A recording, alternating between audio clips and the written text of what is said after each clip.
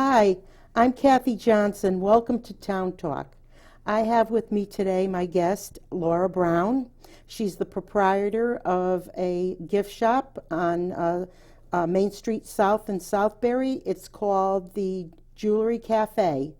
And I stumbled upon this shop a few days ago. I was frantic looking for some unusual gifts for Christmas. And a gal I know suggested I try the shop. I didn't even know her shop was there. I walked in and it was a wonderland. It was an absolute wonderland. I'm wearing a scarf from the shop. I'm wearing these gorgeous earrings. And needless to say, I found two most unusual gifts for my daughters in my family. And I just love being in the shop. I must have been there, Laura, for about 2 hours, and then we had a great conversation. Yes, we did. And we have some things on the table. I'm wearing one of the scarves. I'm wearing a pair of the earrings that I wish I could go home with. And I'm going to turn it over to Laura. Can you tell us a little something about what you thought when you opened the shop, or what your thoughts are about gift shops? You know what, Kathy? You're so sweet. I will say that I'm an artist. I've been an artist for my entire life, but for 30 years. And what happened was I was doing the craft show circuit, and I actually had a shop once before called Lulabelle Gallery in Westville. And unfortunately, that shop didn't make it. And I always dreamed of doing it again. Right. But I thought, you know, it's like, when would be the right time? I unfortunately chose, '07, the year before the crash, to pick as my time. Oh, absolutely. Why not, Because I just like it to be hard. But the truth is that I was doing craft shows, and I'm a jeweler, and I would look around at all the shows, and I would see that 40 to 50% of every craft show was jewelry. Mm-hmm. And I thought, you know what, if I do my first store was all kinds of crafts, and I had, the guy that made wood and every different kind of thing. This time I thought, let me just stick with jewelry, because jewelry is what women want, and it was always the jewelry booths that were filled. Right. So I thought, let me just do a shop that was really featuring jewelry, and in a way it turned out to be the worst idea, because then '08 hit, and no one needed jewelry. Jewelry all of a sudden, kind of became really a luxury. Sure, people were pinching pennies. Absolutely. So it was, you're so excited, you finally make that step, you open again after all those years. And in my first shop, the reason I closed was a blizzard in, I think it was 96. Right. And it was one storm after another. And every single day I would get up, plow my car out, go shovel the store. No one would come in, but you had your rent to pay. And I actually went through every program that they offered for small business and for women in business and every single thing, and nothing was going to save it. And it just had to go down. Well, they say timing is everything. That's true. And also, people are always looking for something that looks expensive, high-end, and is a bargain. Mm-hmm. I mean, that's with anything you do. You look for a restaurant that has the greatest food, the most food, for a bargain. Exactly. And it tastes good. So when I walked into your store, I was in heaven. I was in nirvana, and I couldn't. It was chock full of so many things that were unusual and different gifts, and that's what I liked. Well, I will say that, as a gift shop, but what it is that we feature artists. It's kind of a different take. What the deal is the landscape today of the gift world is changing so much. And I have found for myself, when I first came in, as I said, we struggled with the name. I thought of eleganza indulgenza. I'll just throw out as one of the worst ones.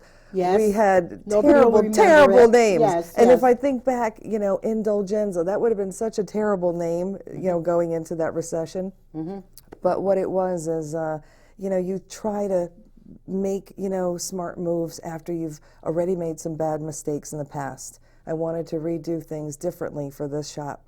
And because I was taking actually rent from artists when we first opened, I had a big responsibility to make it, you know. Sure. I needed to be able to make sure that, you know, people were going to walk in the door.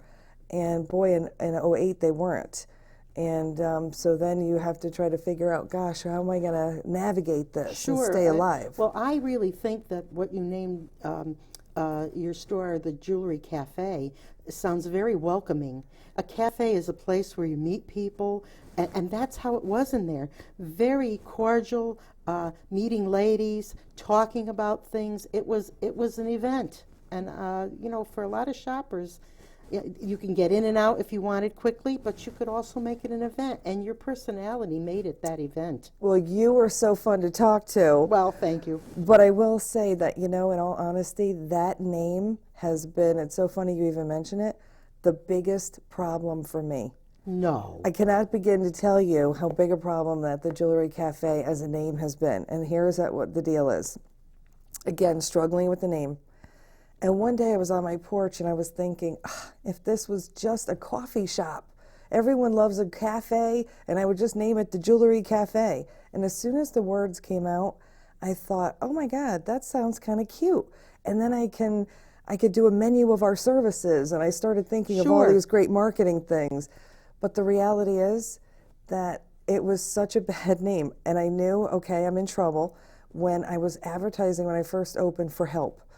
And this young man called, he was a teenager, it sounded like, and he was like, I'm not sure if you're a cafe or a jewelry store. Oh, no. But I work well in a jewelry store environment, and I like coffee, so call me. And I thought, that is so cute. But I thought, oh my God, it's confusing. And I'll tell you to this day, what it is people do think you're a cafe, and for years, I'm going to tell you this, for years, I was listed as a restaurant. Oh, no. And not only was I listed as a restaurant, but I was actually held captive by Yahoo and some of the search engines.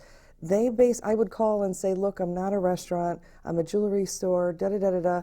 And they would kind of say, well, if you don't pay, we'll keep you under a restaurant. And what it is when people are obviously looking for you in a search, it's very important for you to be listed appropriately. What you are. Exactly. Yes. And in addition to that, I found that I had reviews of my business as a restaurant. And I read about how my decor needed to be changed and my menu needed upgrading. Oh, no. And all this stuff. It was insane. So no. even to this day, I'll have people come off the highway and come in and they'll be like, is there sandwiches? And I'm like, no. And they're angry and they leave and go somewhere Laura, else. You do your best to try to, you don't know till you try it. You don't. It isn't easily seen from the road. It isn't. You it's have totally to look hidden. for it. Yeah. It's in a little strip mall there in Southbury. With dark windows. I Yes. have like everything going against me. It's like, the name is wrong. The windows are dark, I'm set back, there's terrible signage. I struggle with what a lot of businesses struggle with. The reality is, I pay a high rent. Mm-hmm. I'm in Southbury, and rents are high, and they're going to get even higher because they're maybe putting in that movie theater. So when the movie theater goes in, actually I heard restaurants were already having their rents raised. Sure. And what it is that you're not allowed the sign on the street. Everybody's Oh yeah, got the zoning their thing. regulations, because they want to keep Southbury looking, Very country nice. and nice. Yes, you are next to a big Italian restaurant, though. Yep. We'll tell people that it's a very large Italian restaurant, and you're right next door in that same mall. One thing I found about the store when I walked in was that I was sure I was going to get a gift that nobody else had. Something different for a person than just running into any store and coming out with a little necklace with a heart or this or that. I personally was able to find 2 wonderful gifts made out of wine bottles that are hanging decorations. And I mean, every place you looked, it was a local artisan doing something. Would you like to elaborate on that a little? Well, I do have to say that we feel very strongly about recycle. Oh, And right. the truth is that, we're about trying to do something more for future generations. We talked a little bit about Scott and his beekeeping in Southbury. Right, The right. truth is, I love the idea, and I approached Scott and his family, called Little Bee of Connecticut, to be in the store because I want to talk about what's happening with bees. Yes. I want to, not only say, look, it's nice to have a local product and da-da-da, but let's actually use the forum to kind of talk about, maybe it's planting a flower in our own garden. How can we help? How can we understand? How can we teach kids even, what's going on? So I have to say that from those kinds of natural, roots, people like Nancy that's taking a wine bottle, and she's getting all people from her neighborhood giving her wine bottles and local yeah. restaurants. That's what I bought, the wine bottle decorative hanging piece. And what she does and how much effort and love she puts in and labor, it's really wonderful to have. And what I can say is this, what's really great is a lot of artists that we're working with are people who might have lost a job, and then in their trying to find, what am I going to do, how am I going to make end meet, what am I going to do really, they have fallen back on their creative skills. And then what they have found is that, they can pay a few bills with their art. Sure. And so what used to be, when I grew up, it was all about, what are you going to go to school and do? And have a real career. But I was always really an artist. So I went to school for journalism and creative ventures, but inside my heart, I really was somebody who wanted to make things. But I was kind of forced into that corporate-y kind of environment. Sure. And what I found that I feel so grateful for, and when you talk about shopping local and supporting a local artist, is that we have actually given a commission check that's gone into somebody's oil tank. Is that really that those people have found a way to bridge the gap between what they used to make and what they need to cover their bills. Well, isn't what our country was all about, and the true meaning of capitalism and all, that you take for yourself your God-given talents, whatever you have, and you're able in this country to make something of it. It's getting harder and harder because of greed and because of power and money rules. But the thing is, that was what it was all about, that you could open your business and use your talents. And I see that in your shop. I'm hoping to have Scott on, the beekeeper, to talk about bees. He was recommended to me by another beekeeper that the Oxford Land Trust had invited. And so I'm going to hope to have him on my show. And I just have to say that even the earrings I'm wearing, aren't they made by a local lady? Actually, Andrea Warner, who actually lives right in Oxford, is somebody in my hometown.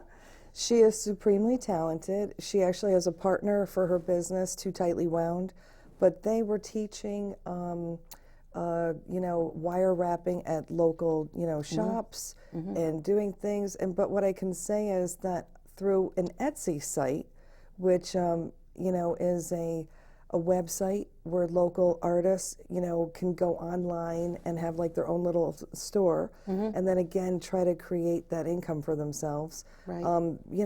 They were very successful with their wares, and I think even people in Hollywood are wearing some of those earrings. Well, I'm not surprised, because I looked at them today when you brought them with you, and of course I said I have to put them on, and I know I'm into purses and jewelry. I'm a shopper. It's an event for me. When I go shopping, it's an event. It's not that I'm running in a store to buy something. It is a whole event. It all depends on how well I'm treated in the store, what the product looks like.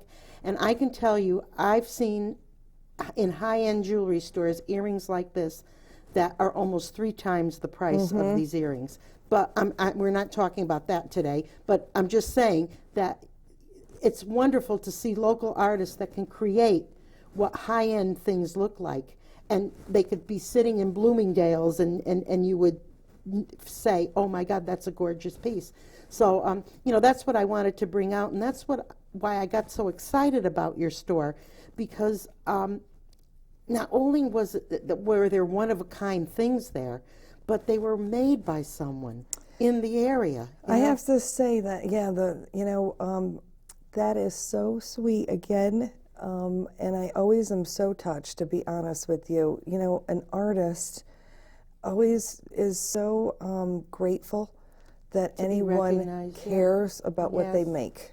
And I will say that, you know, what's so fascinating, and getting back a little bit to even, you know, how I even survived, you know, these years. I can tell you that, like I said, in '08, things were so hard. And I used to do birthday parties and jewelry parties.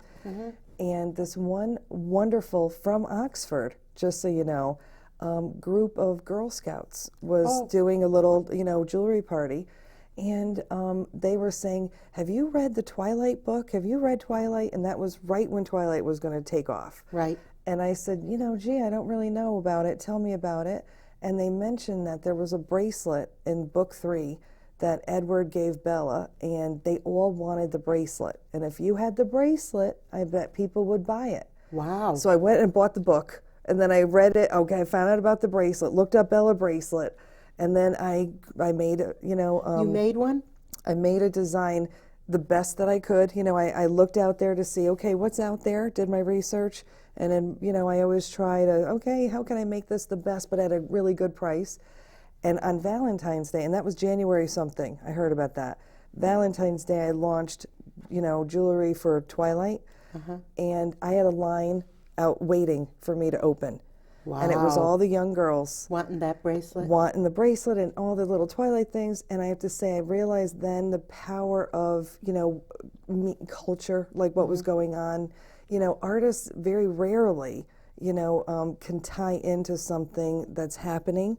Right. And go in with a trend like that. But what it was is when those young ladies came in and I was working with that group, what do you think about this bracelet? What should I do? How should I make this better? When they loved it so much and they cherished it, and I'll never forget, like one woman came in, a charm had fallen off, and the girl was like, oh my God, we have that back. I felt so honored, you know, that these girls were running around wearing these things. They loved it so much, even though I knew it was all a part of this, you know, big cultural thing. Right. I did feel connected. Right. And it was so wonderful. But that trend, that movie, and that whole series of movies really helped us get through. Like we didn't have a lot of guys buying jewelry. As a matter of fact, I learned that men show up at Stop and Shop and all the grocery stores and buy out all the roses in town. But very hard to almost get them in to buy the jewelry at Valentine's Day. And you know what men don't understand is a woman does appreciate a rose or two once in a while. But you know what? The flowers die. I have always cherished a small piece of jewelry that my husband picked out and thought I would love. You know, and that's just the way it is with me. You were talking about bracelets. I know that there was a bracelet that caught my eye in the Jewelry Cafe, and I saw that it looked a lot like the bangles that are out there, but it was sterling silver, and you could pick whatever you wanted to put on the bracelet. Can we show that? I don't know if we can show that. I'm going to throw that back and say that I have a sample, but and I'm happy to show that if we're allowed to, but I will say that... Oh, that might be a problem then. Maybe, but what I would say is that part of what we love about that is the personalization. The personalization of it. I actually have my eye on one of those, and I saw them in the store with all the charms you can pick. But let's talk about the people part of your store. I'm wearing one of these scarves you tell me that was made in a craft. Can you tell us something about that, the craft part of your... Well, what I will say is, again, you know, in trying to change what we're doing a little bit and trying to think about how we can go forward and, you know, continue to survive. is we've, decided to take on workshops and ladies' nights events and different things, and what we did is we had a woman who would come in who had shown us how to do silk scarf dyeing. Oh. And I will say it has been, an incredibly popular and fun thing. And Give we're something doing for some the other ladies to do, come and learn, yep. And what, again, I love, and that I am just starting to see, and it's going to be something very interesting because I'm a people person, and I love, not psychology, but I love what makes people tick. Oh, yeah. And I have to say that I'm all about also women helping women and women being there for each other. Yes. And I will say that during these little events or things, ladies come out, it's their time, and I love the interactions, what's happening, that women are getting out there, and you know what, no matter what age, and even though, something might look very hard, they're doing it and they're challenging themselves and being very surprised at their results, even though they've maybe never been crafty. So they can actually come to the store, and you have a place where they can do crafts and have a community atmosphere.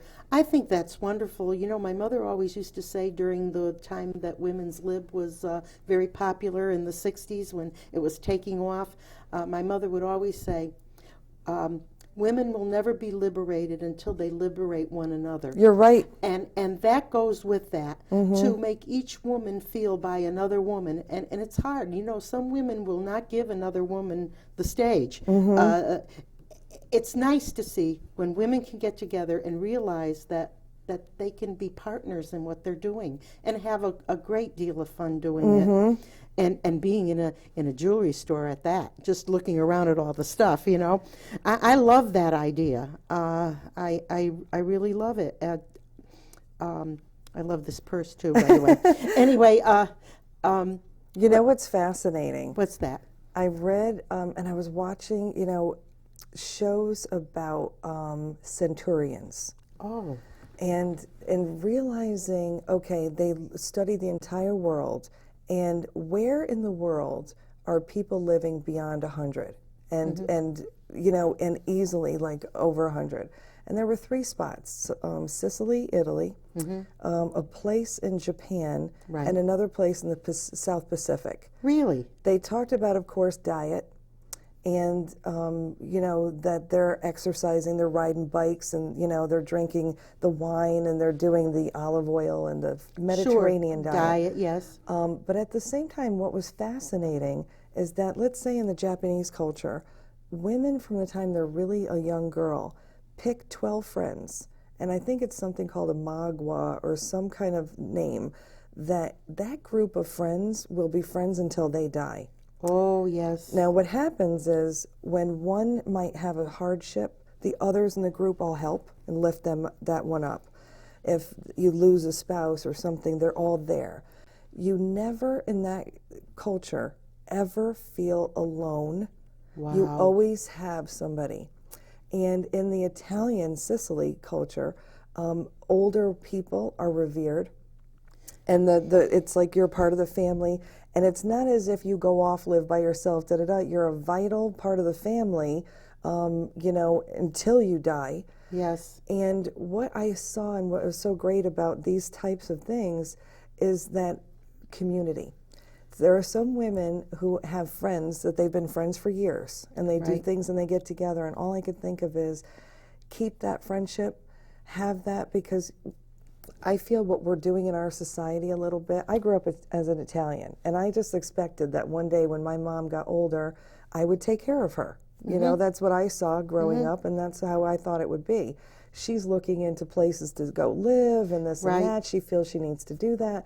But what it is she's like separating herself, and she will live more alone because you're busy doing your life, doing your thing. She doesn't want to be a burden. And I think that it can shorten your lifespan. But if she looked at it like, hey, I'm part of this family, and I'm active and I'm doing things, and that's my daughter, I'm living with her, and da-da-da. I just feel like in a lot of ways we are, in this country, we're isolating ourselves, we're not as community sometimes, and we're so stressed.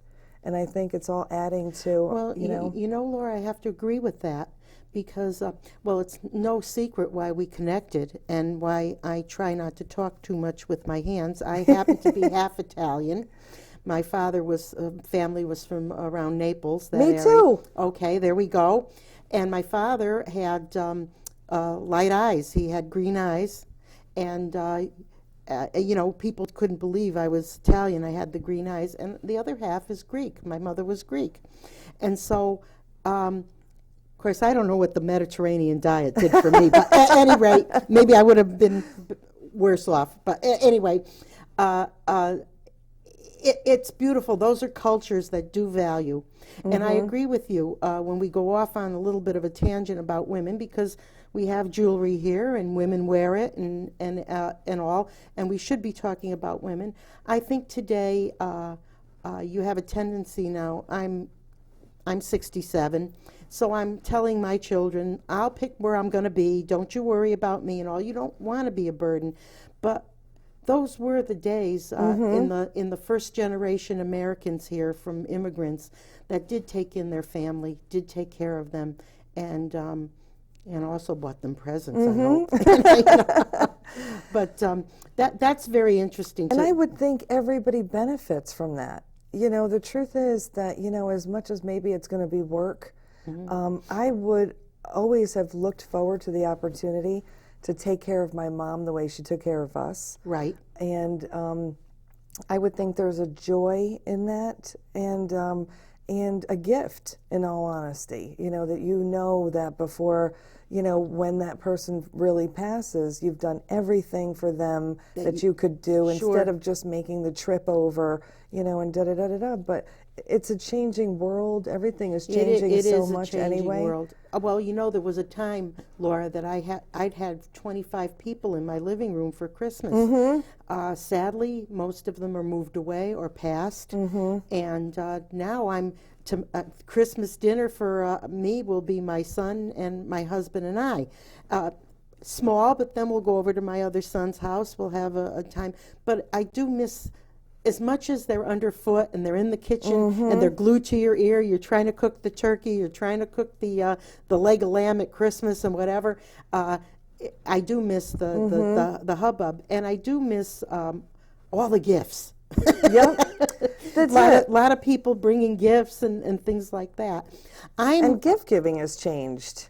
Tell me how gift giving has changed. I will say this, you know, Kathy, I am depressed about the state of gift giving. You don't look like a person that's depressed, but at any rate, if that's the word, yes. I will say that I have always been, and I can tell by your spirit, you are the same. I've been a gift giver. Oh, I do love to give gifts. Yes. I've always made things, done things. I enjoy, so I actually hate when people give me a gift. I don't even like getting a gift, but I love giving it. I can't wait, and you know, especially if I know it's like the perfect thing or da da da da da. But what it is, you know, I've seen even just over a short number of years, it really changed so dramatically. I don't remember when we had the first kiosk of gift cards in our, you know, stores, but the kiosk of gift cards is changing everything about, you know, Christmas. A lot of people are really just getting a gift card, and today, it's all about a specific list of exactly what everybody wants. You know, in the past, part of the joy of Christmas was thinking about people and what would they want and kind of going out of your way. My mom was the kind of woman, bless her soul, that she would, during the year, be on vacation, be somewhere, da-da-da, and pick things up, hide them around the house, and sometimes never even be able to remember where they were. Yes. But she always had thoughtful little things that she would find in little out-of-the-way places. And instead of the mad dash to commercial outlets, you know, to pick out that one thing that, you know, somebody needs or something that they didn't buy for themselves. Because today, if we want something, we buy it for ourselves. It's such a community of, you know, want and need, and we're always driven by messages of, you should have this, don't you want that, get this new thing. And, you know, People, and rightfully so, have no idea what to give people anymore. And Well, that was my dilemma the day I walked into your establishment. I was like beside myself. What do I do? Go to Kmart and buy a pair of gloves? What do I do? I buy a necklace they'll never wear that looks like everybody else. And there I walked in and I said, well, I think I was there 2 hours. I must have been. There was just so much to see. And so I got to pick something that was meaningful, that somebody else made, and that it was fun to give it. I know exactly what you're talking about, because so often, especially last-minute shoppers, they're running around saying, oh my God, I need 3 more gifts. Let me just grab anything I can, a gift card or this or that. And I don't know about, listen, I'm not going to put gift cards down, not at all, but I mean, they're great to get, but a lot of people leave them in their drawers and they forget about them, and they don't even remember they had them. I will say I used to work at Applebee's. Actually, what it was is I worked as a marketing coordinator for a franchise owner who owned 30-something Applebee's restaurants. And I worked, and I covered 18 of them. And my job every Christmas was to have a campaign to sell gift certificates. And they were very, very aggressive about selling gift certificates, because the numbers show that 46% were never redeemed. That's right. And what it was just money. And so you started in the summer with your, planning what you were going to do, how you were going to maximize those gift certificate sales. And, I just find it, continually fascinating on, the messaging and how that goes forward. I don't have anything against gift certificates. It's handy. And it is, those kiosks are handy. Yeah. I can't say that I don't use it either. Sometimes, without giving up something that I'm going to, my mother and her husband have literally everything. And the only thing that they do is go out to a dinner and movie. Well, and then that's where that fits in. And that's where that fits in. That's where that fits in. I have to do the dinner movie thing for them. And, and so I, as a business owner, need to think, what do I need to do, going forward myself in order to, break through any of that, people just wanting a gift certificate or something, it's an education process, I think, or maybe even just, an awareness of, hey, there is another option sometimes. There's other options. You know what I also liked when I came in that day, by sheer accident, not even knowing where you were, that you gift wrap. That was, and boy, did you gift wrap. I mean, it was so wonderful not to have to say, okay, now I've got to get a box, I've got to wrap it with some paper. I walked out of there all set. I love that too. That's something that's going away. Try to get a box. Try to get something gift wrapped. Try to leave with your package all beautiful. I love that little touch that you had there. I really did. Well, I'm going to take this opportunity and say, in all honesty, the packaging is a part of our mission. And we are very proud to buy everything made in America. So every single box, every single bag, every single piece of paper, everything that we do is made in America. And we put flowers on the top of our boxes, and we have a farm in upstate New York. Actually, we tried to get local, flowers, but what it was is they were just too dried, and they were breaking off. But as local as possible, I was trying to do. But, we get our moss and everything from local farms. So what it is we're trying to keep as many Americans working with every little aspect.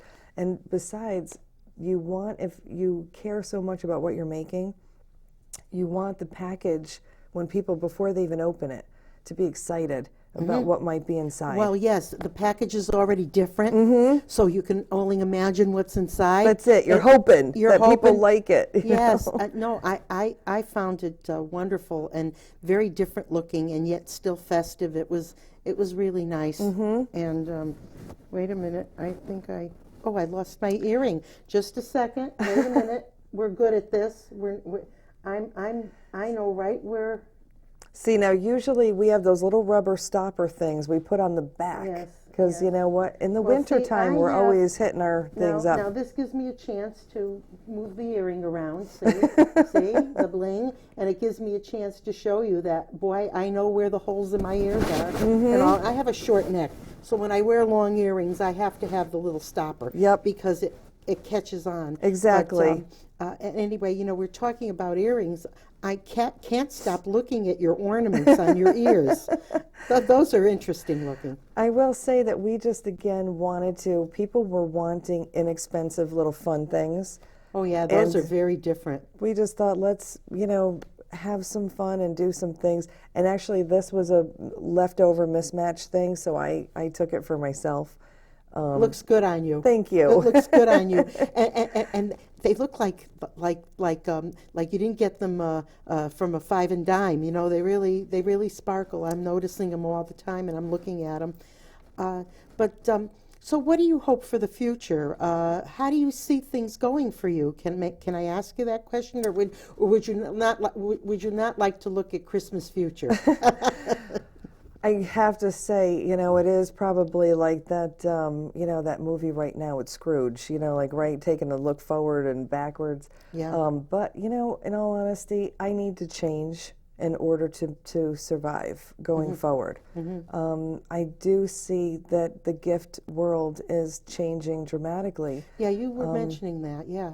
And so what it is that you have to look at, first of all, maybe December isn't going to be my big month. We actually do very well all year long consistently. So sometimes, maybe you have to look at, strengthening some other things. What are you doing? What do you have? What are you offering?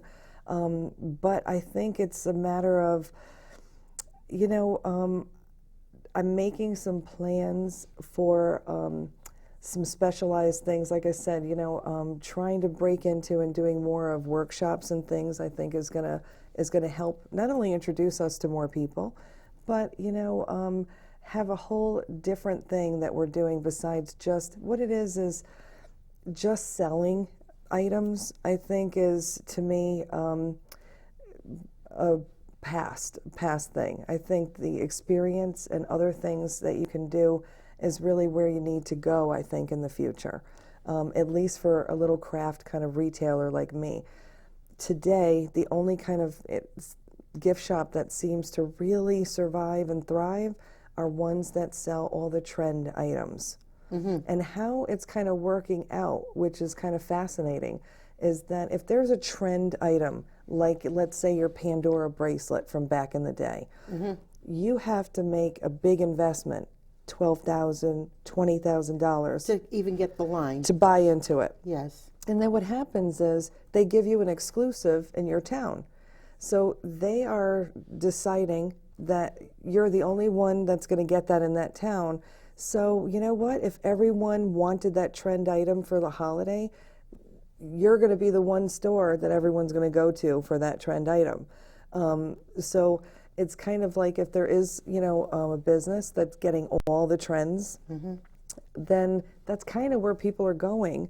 And by nature of how they operate, that no one else in town can have the item as well, it's really almost like kind of selective, deciding who is going to make it in that town. Well, that's exactly right. And you and I, being women, we went with those trends, and there were certain brands you could only buy in certain places, and they had to be far apart from each other. They couldn't be that.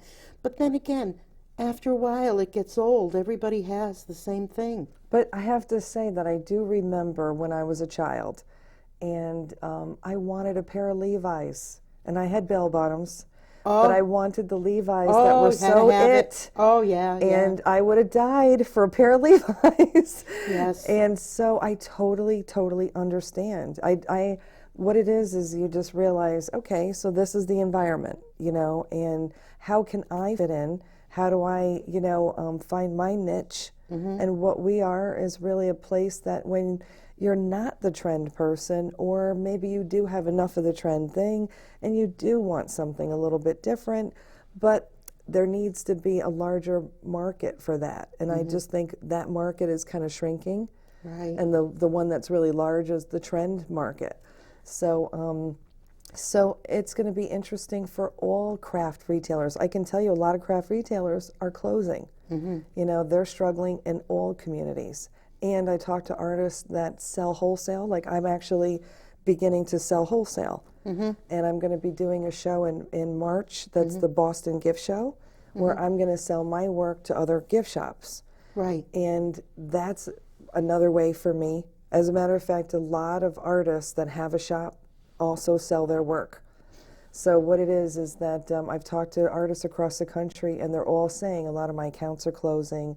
It's getting harder and harder, and so you wonder, how is the craft industry going to go forward? You know, right. And I don't know, because I attend, workshops on it and seminars, but I don't think anyone really has a clear idea of what to do yet. Right. So you're kind of feeling your way at this point. From what I gather, from what you're saying to me, you're feeling your way. I'm hoping that people tune in to Town Talk, see you on the show, and get a little interest of even stopping in and checking it out.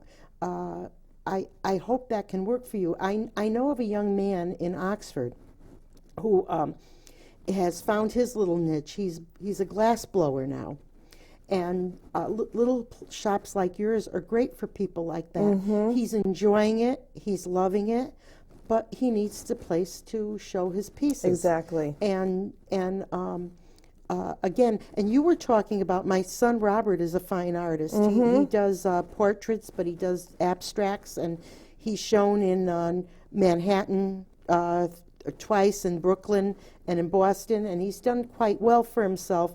But I'd like you to talk a little bit about how some of the fine artists are going into a different kind of art that interests people more.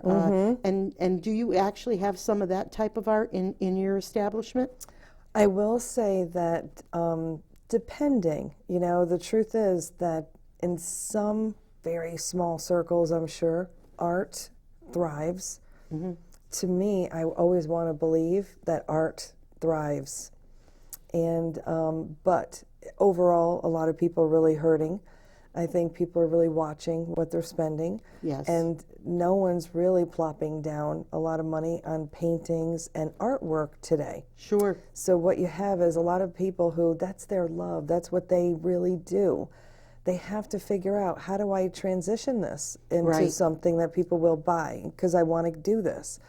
And we have a woman, for example, that looked at this situation and thought, okay, I need to just make something useful with my art. And so there's people who are doing coasters, where they're transferring their artwork onto that coaster material, or making like those mouse pads.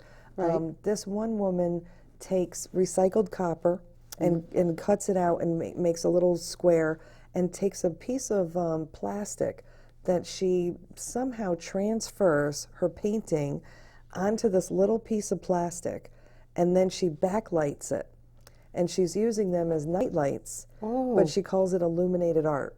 Wow. And if you've ever seen, actually, I was in a gallery in Newport, and they had this $1 million painting. And it was, on this one gorgeous wall, and they had a, the dimmer switch for a light. And when you did the light thing, it looked as if the sun was rising up on this painting. Wow. It was just a magical kind of light play that was happening. And so it's interesting to see artists who are taking their work and then trying to do something a little different with it. But that is what we're seeing a lot more. One lady even turned her artwork into a coloring book, and for kids. And it's like, and they could color her pictures. Even though it's really intense, and like, it's an amazing, it's like, artwork, and you'd have to be like a teen to do these. It's again, thinking outside the box, and how can you bring your art to another audience? And that's kind of what you're having to do, and think about that in order to, try to, make a sale. Well, it's always been difficult to be a merchant and to find how you can attract people, how you can interest them. what you can do. My hope is that you stay open a very long time. Thank you, and that you Kathy. don't leave, because I've only just discovered you. And I'm hoping there's a lot of other, by the way, I did see men come in and know what they were looking for and wanting to get it. And I go back to one of the bracelets you sell that's a trend right now. All the women are wearing these bangles, and it's a trend. And I go back to the one I saw that caught my eye, that not only is it affordable, but it's sterling silver. And you have a plethora of charms that can be put right there on it at that moment.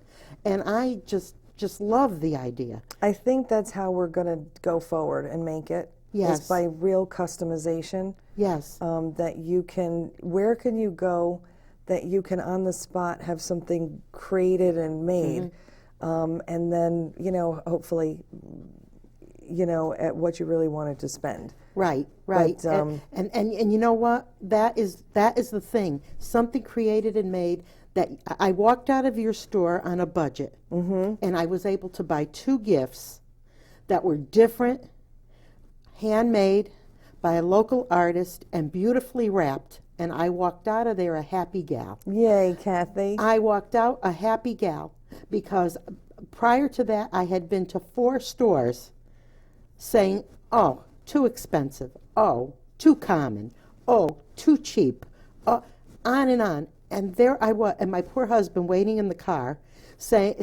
having to come in and wondering where I went. Well, where I went was my eye had to go on every single item in that store. And when I had the money and I was working and not retired, I treated myself to some very high-end, expensive jewelry. I'm very familiar with David Yurman, John Hardy, this line of Rebecca, all that. I've bought it, beautiful stuff. I walked in and I saw items every bit as good as those artisans, every bit as beautiful. But well, I don't want to talk about price, but I could see myself being able to purchase something there and look like I was wearing something extremely high-end. These people were very talented. Everything I saw there, I saw talent, including you know, I'm a knitter. I love to knit, and I saw some of your knitted things and all. I mean, there are some people that turned out some gorgeous, gorgeous work there. Actually, I think there's a lady from Seymour. Who does that? I think her name is Jody, who is with Loop and Knot, that I found on Etsy. Right. Tracked her down. Right. And she is a knitter. Well, I started to knit when I was 9 years old. My mother owned a yarn shop, and it was in the back of my grandfather's confectionery store, which was on Lower Main Street. Oh my gosh! In Ansonia, right about where Big Y is. We were related to the Vanettis. How cool! And my grandfather made his own candy. And so there was a little room in the back, and my mother was very good with her hands, and she opened a little shop. You could go into the store, but then there was a little shop off of one of the rooms. It was called Kathy's Yarn Shop. She named it after me. And I was taught to knit at 9 years old. And I've been knitting ever since, so I know, I mean, these were perfection. I mean, perfection. Thank you. I have to say that. I can see myself coming more and more often back to your store and praying it'll be there, and hoping that those who know me in Oxford, because I was a former first selectman, and I've been in Oxford 40 years, and those who know me from the area will listen to this show and take some time to just stop in.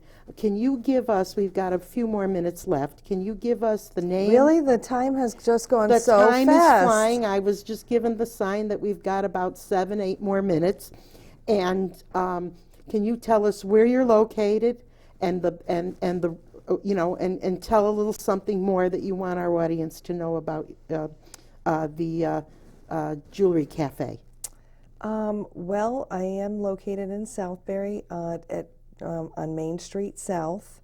I am in the same plaza as Julio's Wood-Fired Grill and Pizza. Oh, yes. Who is who's wonderful, and Mikey's Place Deli. Oh, yes, I yes. have to say that I am grateful to be in that plaza because they really are so good, and it's like I'm never hungry, and Right. there's always like people in there. So Well, that was kind of a you know, key thing to look. They always say location, location. Location, that's a good location. And to say so, we've known Jules for a long time.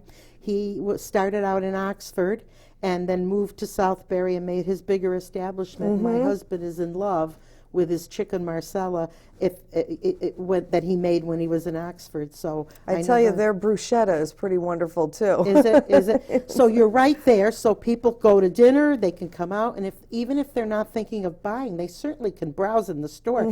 You can spend a couple of hours in there and not see the same thing twice. It's wonderful. But you go right ahead. I didn't mean to interrupt Oh, you. not at all. You didn't. I will just say that, I'm not exactly sure what to say, except that, You want business. You want people to come in. well, I guess what it is this. My husband always says, if you put the flag out there are certain people who love what we do, and that's what we're looking for. People who really appreciate something that's made by hand. Now, Main Street South, if anybody knows, is where the Dunkin' Donuts, that street that goes Exactly. straight from the plaza, right straight down. You're on the Exactly. right-hand side going down from Southbury. Exactly. Center of Southbury. And again, Laura Brown. Yes. Wonderful to have you as a guest. When I met you, I knew you'd be perfect for the show. We wouldn't have to run out of words as two women. And I urge everyone to visit your shop. I'm so grateful for the opportunity. I really am. Thank you so much for inviting me. Laura, thank you very much. Thank you for Thank being you. here as we shake hands over this gorgeous purse. Are you watching, Wayne? Christmas? Okay. Well, I'll say goodbye. Thank you. Thank you all. We'll wait for my husband.